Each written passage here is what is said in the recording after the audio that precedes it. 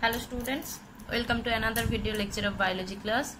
So in this video we will discuss about a new topic of evolution chapter, that is the theories of evolution. Evolution এর theory সম্পর্কে আমরা discuss করব।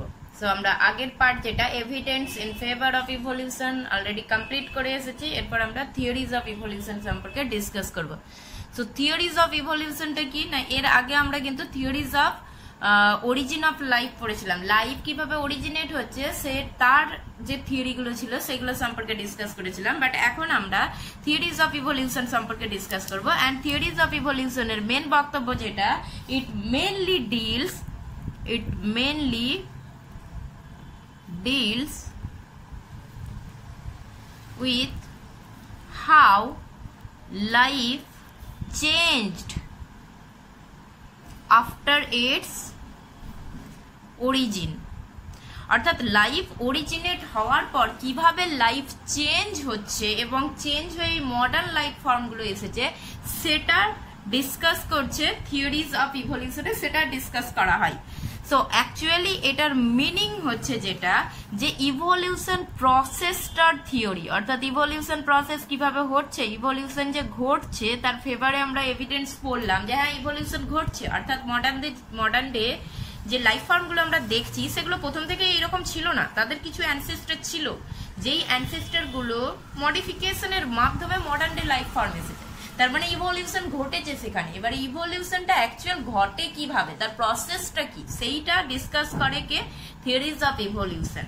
And এইখানে সেই জন্য theories of ইভলিউশনে কিন্তু এই কোন রকম এইরকম ধরনের জিনিস ডিসকাস করা হবে না যে লাইফ কিভাবে অরিজিনেট হয়েছে, লাইফ আদৌ কেমিক্যাল থেকে অরিজিনেট করেছে কিনা, আরএনএ প্রথম এসেছে নাকি ডিএনএ প্রথম এসেছে, এসব কিছু ডিসকাস করবো না। আমরা শুধু ডিসকাস করবো লাইফ অরিজিনেট হয়ে যাওয়ার পর লাইফ কিভাবে চেঞ্জ হচ্ছে over a period of time, and কিভাবে নিউ লাইফ ফর্ম সৃষ্টি হয়েছে বা কিভাবে বিভিন্ন ধরনের স্পিসিস সৃষ্টি হয়েছে সেটা সম্পর্কে ডিসকাস করা হবে। থিওরিজ অফ ইভলিউশন অনেক রয়েছে, there is Lamarckism, there is Darwinism, there is mutation theory, there is new Darwinism, সব প্রচুর অনেকগুলো থিওরি রয়েছে, কিন্তু একটা বাই একটা আমাদেরকে ডিসকাস করতে হবে। সো ফার্স্ট থিওরি যেটা theories of evolution, that is Lamarckism. And Lamarckism এই থিওরিটা নাম থেকেই আমরা জানি, যে নাম থেকেই বুঝতে পারছি যে দিয়েছিলেন যিনি, তিনি হচ্ছেন একজন ফ্রেঞ্চ জিওলজিস্ট, নাম হচ্ছে জ্যাঁ ব্যাপটিস্ট ল্যামার্ক। তো ওনার নাম অনুযায়ী বলা হচ্ছে এটাকে ল্যামার্কিজম, বাট ওনার থিওরির একটা নাম ছিল, ল্যামার্কের যে থিওরিটা ছিল সেই ল্যামার্কের থিওরির যে নামটা ছিল সেটা হচ্ছে theory of inheritance of acquired characteristics. এটা হচ্ছে ওনার থিওরির নাম ছিল, অ্যাকোয়ার্ড ক্যারেক্টারিস্টিক্স। অর আরো একটা নাম আছে, সেটা হচ্ছে use and disuse of organs, theory of use and disuse of organs. এটা হচ্ছে ল্যামার্কের থিওরির নাম, theory of inheritance of acquired characteristics আর theory of use and disuse of organs. এবং এই যে থিওরিটা উনি যে বুকে পাবলিশ করেছিলেন, যে বইয়ে পাবলিশ করেছিলেন, সেই বইয়ের নাম হচ্ছে philosophy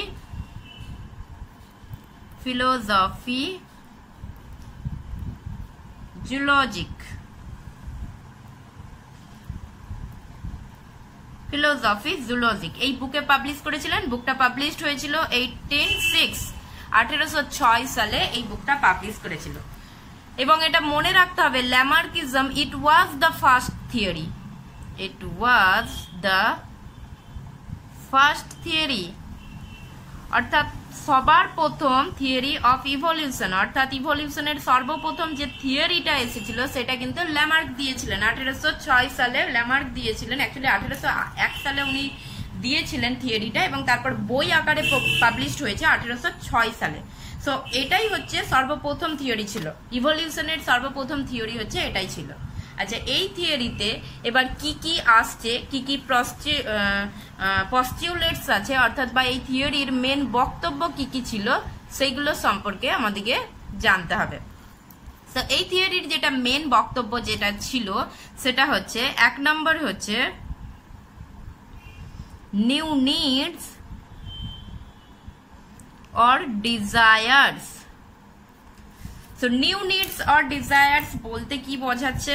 new needs or desires এটা বলতে বোঝাচ্ছে ল্যামার্কের মতে যে এনভায়রনমেন্টের একটা বিশাল বড় ইনফ্লুয়েন্স বা বিশাল বড় প্রভাব অর্গানিজমের লাইফের উপর পড়ে, এবং এই এনভায়রনমেন্টের প্রভাবের ফলে অর্গানিজমের লাইফে এনভায়রনমেন্টের প্রভাবের ফলে অর্গানিজমের মধ্যে নিউ নিডস ডেভেলপ করে। সো এনভায়রনমেন্টের যেহেতু এনভায়রনমেন্ট ইনফ্লুয়েন্স অর্গানিজম, এনভায়রনমেন্টের প্রভাব পড়ছে অর্গানিজমের উপরে, অ্যান্ড এনভায়রনমেন্ট আমরা জানি ইট ইজ ডাইনামিক। এনভায়রনমেন্ট কখনোই কিন্তু একই থাকে না। সো এনভায়রনমেন্ট ইজ ডাইনামিক, এবং সেই জন্য চেঞ্জিং এনভায়রনমেন্ট জাস্ট আমি সংক্ষেপে লিখলাম, changing environment brings about new needs to organism। অর্থাৎ এনভায়রনমেন্ট কিন্তু ডাইনামিক, এনভায়রনমেন্ট কখনোই কিন্তু একই ধরনের থাকে না, এনভায়রনমেন্ট অলওয়েজ চেঞ্জ হতে থাকছে, এবং এই যে চেঞ্জিং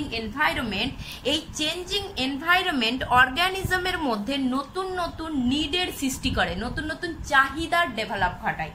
সো নতুন নতুন চাহিদা এই চেঞ্জিং এনভায়রনমেন্টের ফলে অর্গানিজমের মধ্যে আসে, এবং নতুন ডিজায়ার অর্গানিজমের মধ্যে ক্রিয়েট হয়, এবং এই চেঞ্জিং এনভায়রনমেন্টে এই নতুন নিড বা নতুন যে ডিজায়ার হচ্ছে সেই নিডটাকে ফুলফিল করার জন্য অর্গানিজমের কিছু অর্গান ডেভেলপ করতে পারে, কিছু অর্গান সেখানে ডিজেনারেট করে যেতে পারে।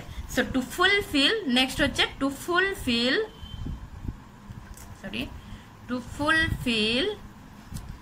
new needs, new organs develop or some organ degenerate। so কিছু অর্গান সেখানে কি হতে পারে, উৎপন্ন হতে পারে, আবার কিছু অর্গান কি হতে পারে, ডিজেনারেট হয়ে যেতে পারে, নষ্ট হয়ে যেতে পারে, বা বিলুপ্ত হয়ে যেতে পারে। সো এটা আমি কিছু বলছি না, এটা ল্যামার্ক বলে গেছে। সো আদৌ এটা সত্যি কি মিথ্যা সেটা আমরা পরে পড়বো, আপাতত আমরা ল্যামার্ক কি বলে গেছে সেটা সম্পর্কে ডিসকাস করি। সো ল্যামার্কের প্রথম পয়েন্ট ছিল new needs and desires. Next যে পয়েন্টটা ল্যামার্কের, সো নেক্সট যে পয়েন্ট ল্যামার্কের সেটা হচ্ছে 2 নম্বর,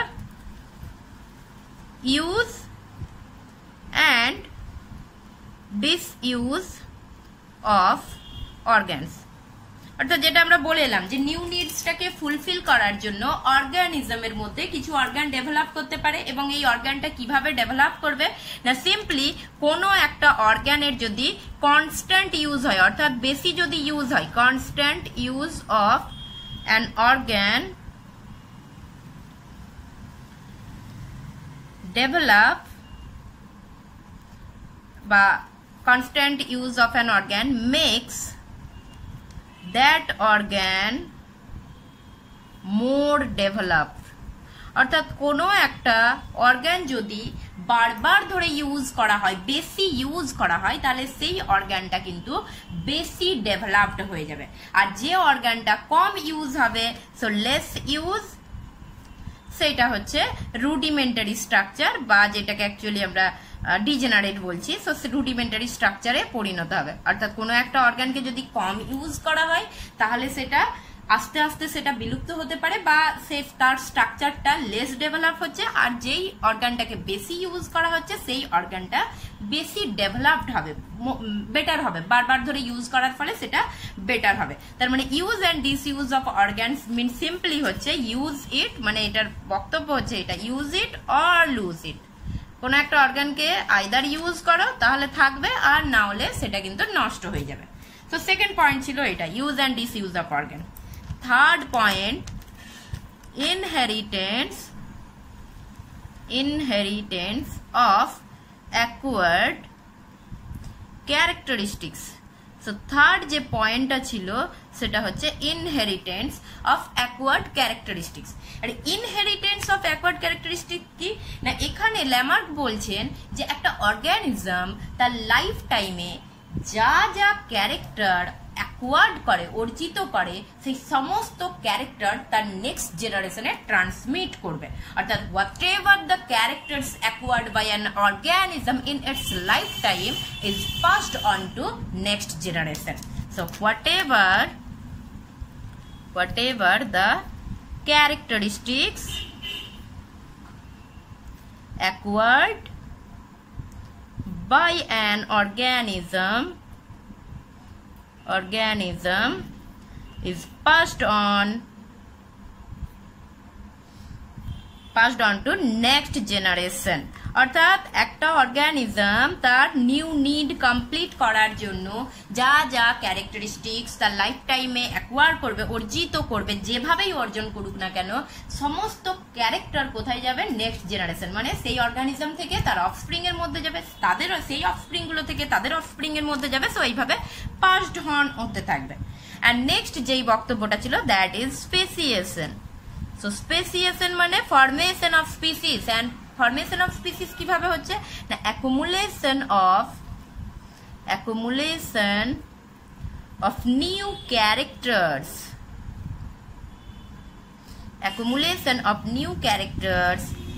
in offsprings বা in generation develop or gives rise to new species। তো ব্যাস এই হচ্ছে ল্যামার্কের বক্তব্য ছিল।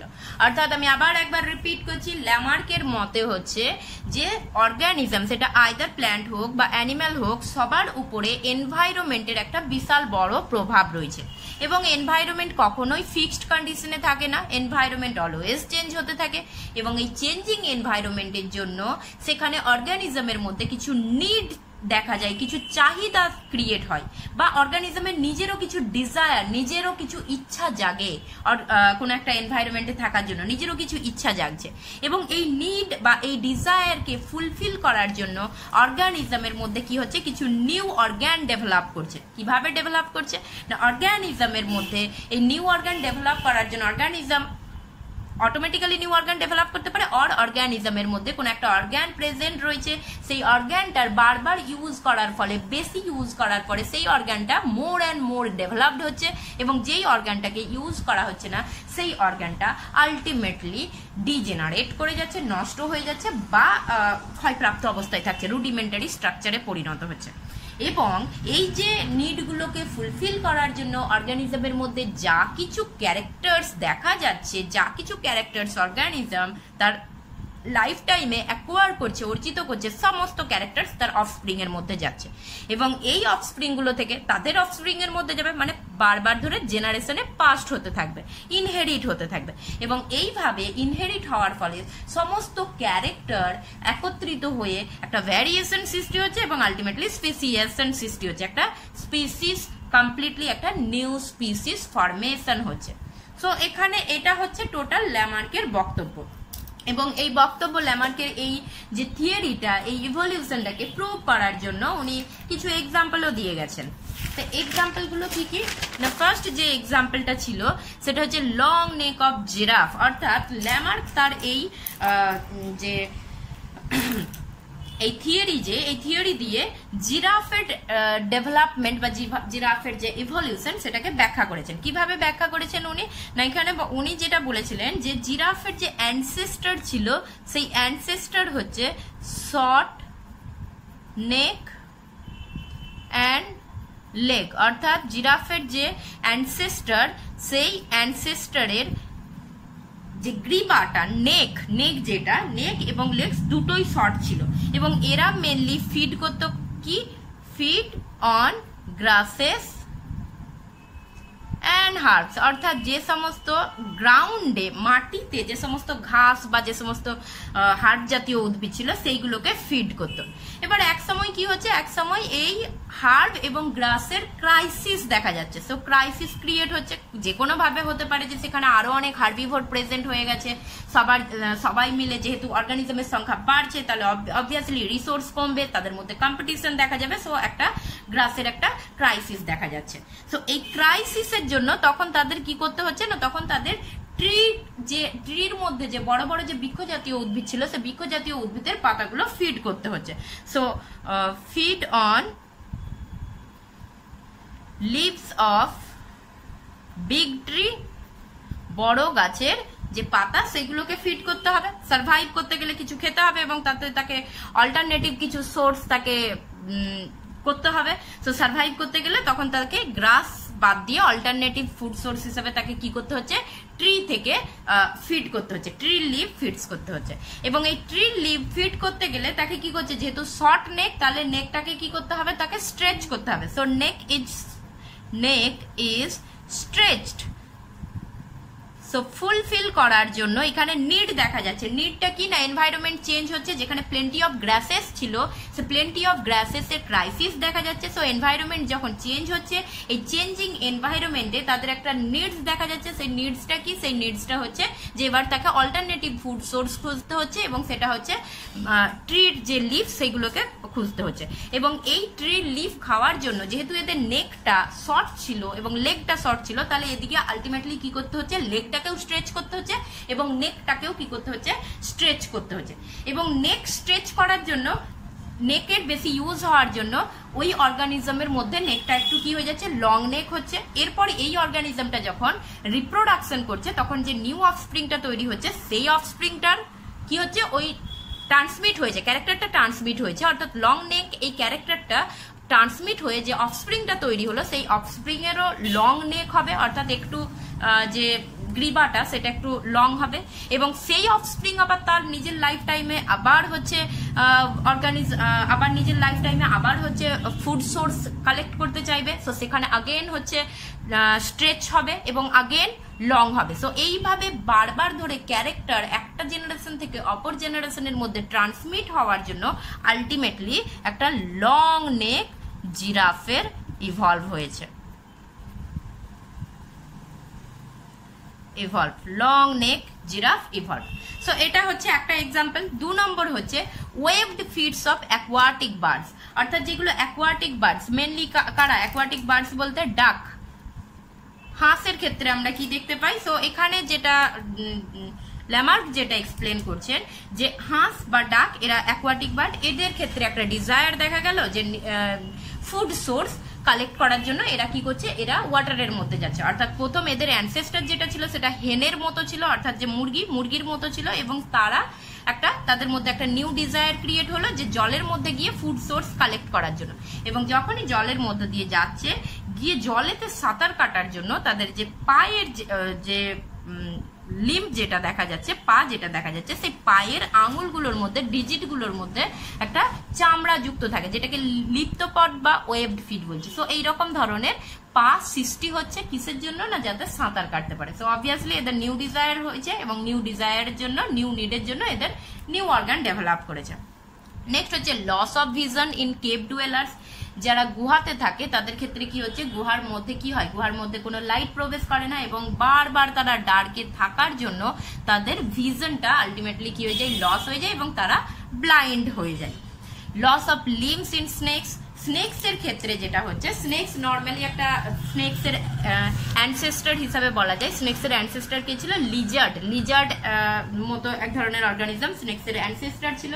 এবং লিজার্ডের ক্ষেত্রে আমরা দেখতে পাই 2 পেয়ার্স অফ লিম্বস এখানে প্রেজেন্ট থাকছে। সো স্নেকস এর ক্ষেত্রে কি হচ্ছে, স্নেকস এর ক্ষেত্রে এই লিম্বসটা ইউজ হচ্ছে না। অর্থাৎ স্নেকস নর্মালি কি হয়, এরকম সর্পিল আকারে এরকম ভাবে মুভমেন্ট করতে থাকে। সো এই মুভমেন্টের জন্য স্নেকসের যদি লিম্বস থাকে তাহলে সেক্ষেত্রে কি হচ্ছে, স্নেকসের লিম্বগুলো কিন্তু একটা ব্যারিয়ার ক্রিয়েট করতে পারে। সেটা বন জঙ্গলে কোনো গাছের সঙ্গে জড়িয়ে যেতে পারে, পাতার সঙ্গে জড়িয়ে যেতে পারে, তাহলে তাদের মুভমেন্টে বাধা সৃষ্টি হতে পারে। সেই জন্য স্নেকস কি হচ্ছে, ওই লিম্বটাকে তার ইউজ করছে না, এবং ইউজ না করে সেখানে লিম্বসটা সেখানে কি হয়ে যাচ্ছে, তার লস হচ্ছে, এবং স্নেকস হচ্ছে লস অফ লিম্বস দেখা যাচ্ছে। এবং স্নেকের ক্ষেত্রে সেই এটা আমরা দেখেওছি যে তাদের পেলভিক গার্ডেল থাকে। পেলভিক গার্ডেল হচ্ছে একটা এমন একটা স্ট্রাকচার যে স্ট্রাকচারের সঙ্গে হিন্ড লিম্ব যুক্ত থাকে।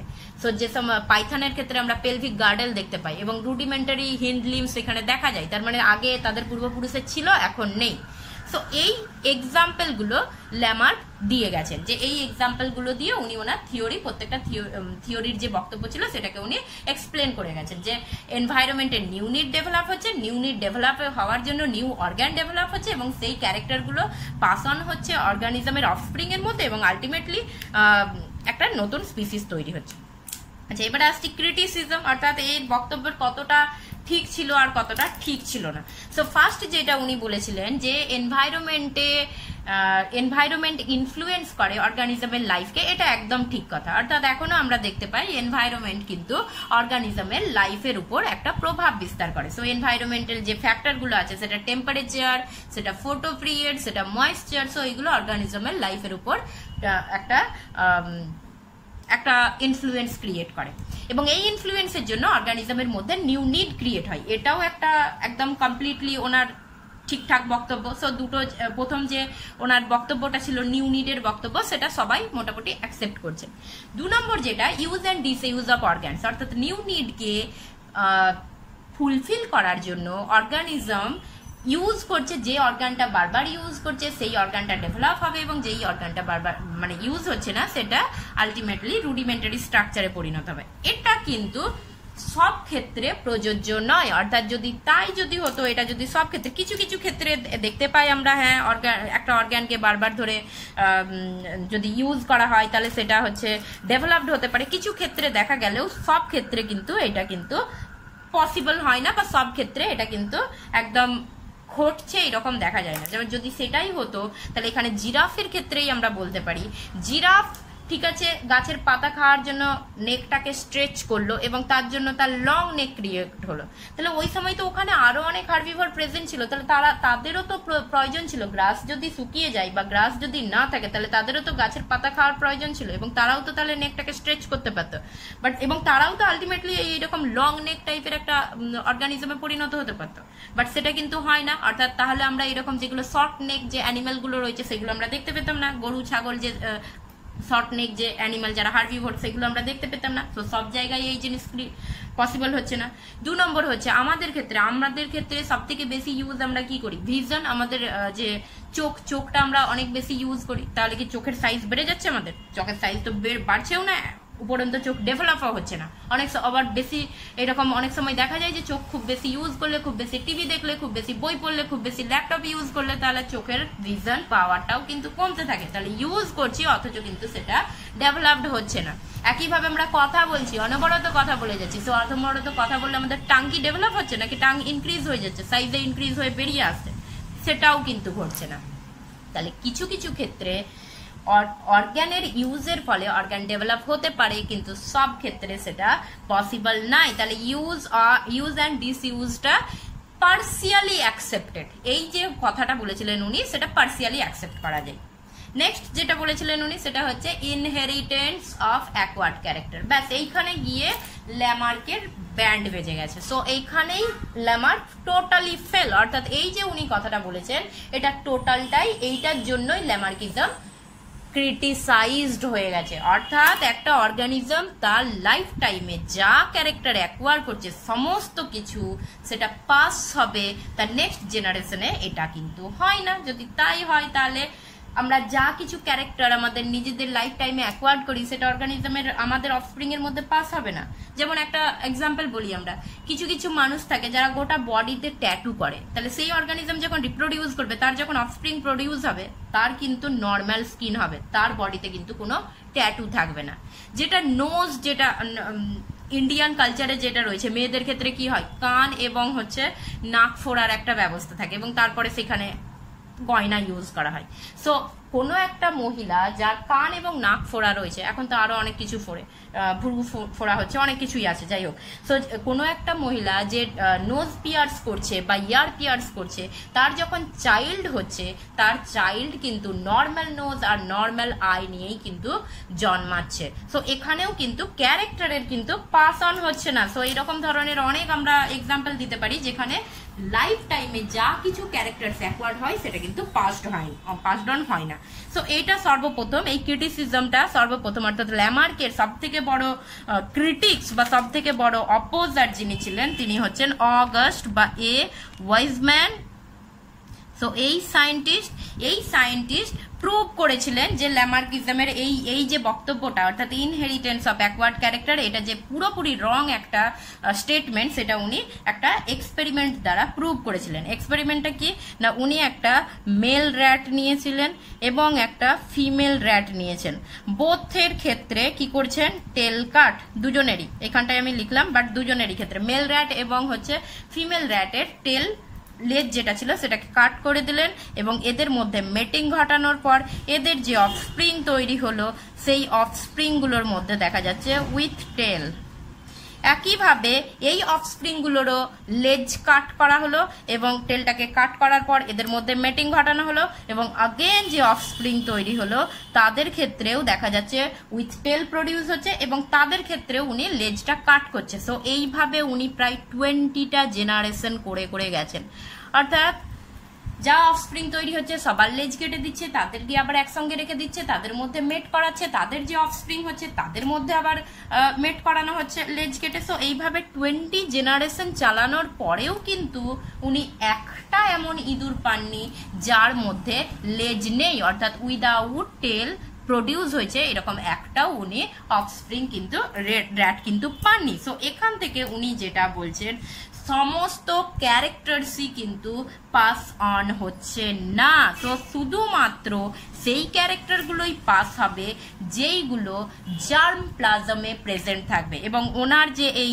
থিওরিটার নামই হচ্ছে continuity of germ plasm theory, continuity of germ plasm theory. তো ওনার এই থিওরিটার নামই হচ্ছে continuity of germ plasm theory. Actually উনি যেটা বলেছিলেন যে অর্গানিজমের প্রোটোপ্লাজম দু ধরনের হয়, একটা হচ্ছে সোমাটিক প্লাজম বা সোমাটোপ্লাজম আর একটা হচ্ছে germ plasm.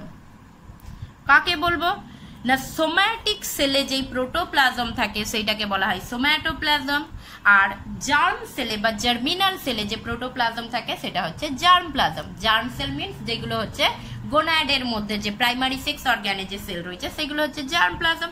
So germ plasm এই জার্ম সেল, এন্ড জার্ম সেলের মধ্যে যে প্রোটোপ্লাজম প্রেজেন্ট থাকে সেটাকে বলা হচ্ছে জার্ম প্লাজম। সোমাটিক সেলের মধ্যে যে প্রোটোপ্লাজম প্রেজেন্ট থাকছে সেটা হচ্ছে সোমাটোপ্লাজম।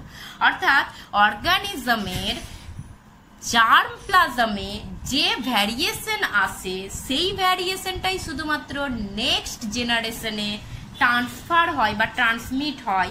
সোম্যাটিক সেলে যে ভ্যারিয়েশন থাকে সেই ভ্যারিয়েশন ট্রান্সফার হয় না, সেই জন্যই টেল কাটার পরেও কিন্তু উইদাউট টেল কোনো র্যাট প্রডিউস হচ্ছে না, কেননা tell it is a somatic cell. Somatic সেলে যা ভ্যারিয়েশন আসছে অর্গানিজমের মধ্যে সেই ভ্যারিয়েশন নেক্সট জেনারেশনে কিন্তু ট্রান্সফার হবে না। তো সেই জন্য ওনার থিওরিটার নাম ছিল continuity of germ plasm theory.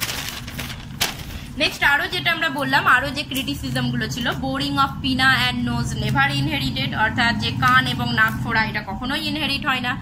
Circumcision of penis is not inherited to the next generation, যেমন ইসলাম যে রিলিজিয়ন সেই ইসলাম রিলিজিয়নে রয়েছে সার্কামসিশন অফ পেনিস, বাট সেক্ষেত্রে কিন্তু প্যারেন্টস এর সার্কামসিশন অফ পেনিস থাকলেও অফস্প্রিং কিন্তু ওই একইভাবে প্রডিউস হয় না। আর অফস্প্রিং এর ক্ষেত্রে কিন্তু নতুন করে সার্কামসিশন ঘটাতে হয়, পেনিসের সার্কামসিশন ঘটাতে হয়। তো এক্ষেত্রে কোনোটাই কিন্তু মিলছে না, কোনো ক্যারেক্টার কিন্তু যেগুলো সোমাটোপ্লাজমিক যে ক্যারেক্টারগুলো সেগুলো কিন্তু কখনোই ইনহেরিট হচ্ছে না। তো সো আফটার দ্যাট এই যে ল্যামার্কিজম, এই যে বক্তব্যটা ইনহেরিটেন্স অফ অ্যাকওয়ার্ড ক্যারেক্টার্স, এখানে এসে ল্যামার্কিজম ফেল হয়ে গেছে এবং ল্যামার্কিজম ডিসকার্ড হয়ে যাচ্ছে। তো তারপরেও ল্যামার্কের কিছু ফলোয়ার্স ছিলেন, তারা তখন ল্যামার্কিজমকে মডিফাই করেছেন, যেগুলো অ্যাকচুয়ালি তারা বলছে যেইগুলো সত্যি সেগুলো রাখি এবং যেগুলো মিথ্যা সেগুলোকে, যেগুলো ফলস প্রমাণিত হচ্ছে সেগুলোকে বাদ দিয়ে নিউ ল্যামার্কিজম ক্রিয়েট করছে। তো নিউ ল্যামার্কিজমের ক্ষেত্রে যেটা বলা হয় এখন এনভায়রনমেন্ট ইনফ্লুয়েন্স অ্যান্ড অর্গানিজম, এই কথাটা ল্যামার্কের সম্পূর্ণ সত্য। সো এটা ঠিক আছে। Some of the variation acquired by individuals can be passed on to offspring, অর্থাৎ ল্যামার্ক যেটা বলেছিল যে সমস্ত ক্যারেক্টারই পাস হবে, সেই সমস্ত ক্যারেক্টার পাস হয় না, কিছু ক্যারেক্টার যেটা ইন্ডিভিজুয়াল ইনহেরিট করে সেটা অফস্প্রিং এর মধ্যে পাস হতে পারে। এবং সেই ক্যারেক্টারটা কোনটা না, সেই ক্যারেক্টারটা হচ্ছে যেটা জার্ম প্লাজম ক্যারেক্টার, অর্থাৎ ভ্যারিয়েশন ইন জার্ম প্লাজম, অর্থাৎ যেই ভ্যারিয়েশন গুলো জার্ম প্লাজমে ঘটে সেইগুলোই শুধুমাত্র আমরা এখন জানি যে যেটা জেনেটিক ভ্যারিয়েশন গুলোই শুধুমাত্র পাস হবে। আচ্ছা, internal desire do not play any role in evolution, অর্থাৎ আমাদের নিজেদের মধ্যে কোনো ডিজায়ার হলেই সেটা কিন্তু ইভলিউশনে কোনো রোল প্লে করে না। অর্থাৎ আমি নিজে যদি ভাবি যে আমি উড়বো, তার মানে আমার একটা ডানা কিন্তু ডেভেলপ হয়ে যাবে না, আমার উইংস আমার নিজের মধ্যে চলে আসবে না এবং আমি উড়তে পারবো না। সো ইন্টারনাল কোনো ডিজায়ার কিন্তু ইভলিউশনে রোল প্লে করে না। আচ্ছা, এখানে একটা জিনিস মনে রাখতে হবে, variation in somatic cell also pass on to next generation where somatic cells give rise to germ cell. এইটা একটা ইম্পর্টেন্ট, অর্থাৎ এটা একটা এক্সেপশনাল কেস, অর্থাৎ নর্মালি সোমাটিক সেলের মধ্যে যে ভ্যারিয়েশন গুলো রয়েছে সেগুলো নেক্সট জেনারেশনে যাচ্ছে না, কিছু কিছু যাচ্ছে। সেটা কি না, যেগুলো ভেজিটেটিভ রিপ্রোডাকশন হয় প্ল্যান্টের ক্ষেত্রে। সো ভেজিটেটিভ রিপ্রোডাকশন হলে সেটা কি হবে, সোমাটিক সেল থেকেই তো প্রডিউস হচ্ছে। সো তার মানে সেখানে সোমাটিক সেলের যা ক্যারেক্টার সেইগুলো কিন্তু অফস্প্রিং এর মধ্যে হবে। একইভাবে অ্যানিমেলের মধ্যে যদি রিজেনারেশন দেখা যায়, যেটা হাইড্রার ক্ষেত্রে, হাইড্রার একটা বডি পার্ট ভেঙে গেল, ভেঙে গিয়ে সেখান থেকে নিউ অফস্প্রিং তৈরি হলো, তো সেখানেও তো সোমাটিক সেল থেকেই অফস্প্রিং তৈরি হচ্ছে। তার মানে সোমাটিক সেলের ভ্যারিয়েশন সেখানে কিন্তু অফস্প্রিং এর মধ্যে যাচ্ছে। তো এটা একটা এক্সেপশনাল কেস, যেখানে অ্যাকচুয়ালি সোম্যাটিক সেল থেকে জার্ম সেল সৃষ্টি হচ্ছে বা সোম্যাটিক সেল থেকে অফস্প্রিং সৃষ্টি হচ্ছে, সেই সমস্ত কেসেই কিন্তু সোম্যাটিক সেলের ভ্যারিয়েশন গুলো অফস্প্রিং এর মধ্যে যাবে। আদারওয়াইজ জার্ম প্লাজম ভ্যারিয়েশন ছাড়া অন্য কোনো ভ্যারিয়েশন কিন্তু যাবে না। So this is all about the Lamarckism and new Lamarckism. And next আমরা ডারউইনিজম, নেক্সট যে থিওরিটা আছে সেটা ডারউইনিজম, সেটা আমরা নেক্সট লেকচারে ডিসকাস করবো।